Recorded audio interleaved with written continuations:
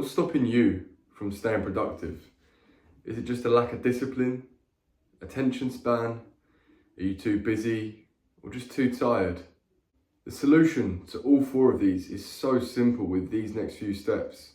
The first step is you need a routine/schedule. Your life is probably all over the place.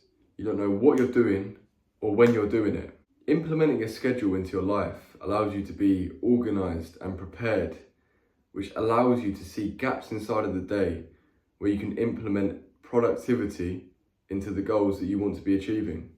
For example, you wake up at 6:30, 7 to get ready for work at 8. You work from 8 till 4. Obviously, most people are working an 8-hour shift, and then you're home by 4:30. So right there, half your schedule's already done. So now you have, from when you get home at 4:30 until you go to bed, let's say that's at 10:30 for 8 hours sleep. So that's a total of 6 hours from when you arrive home. But obviously you're gonna have to do stuff like eat and walk the dog if you've got pets. Do this as soon as you get home, and this shouldn't take you longer than an hour and a half at most. So now it's 6 p.m. Now it's time for gym and exercise. Make sure to be implementing these into your daily routine. It's so important. Go and smash out the gym, get it done within an hour and a half to get back for 7:30. And this is where the schedule truly starts to change. This is where it's important. Just before we carry on with this rough schedule, I just wanted to quickly teach you about this little trick. A trick that's gonna massively increase your discipline.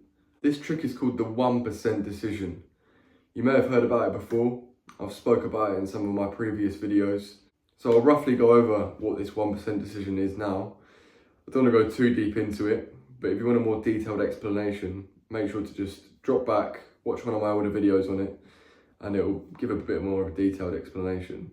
But basically, all it is you're faced with a choice between a good habit or a bad habit. We're faced with this choice subconsciously all day, every single day.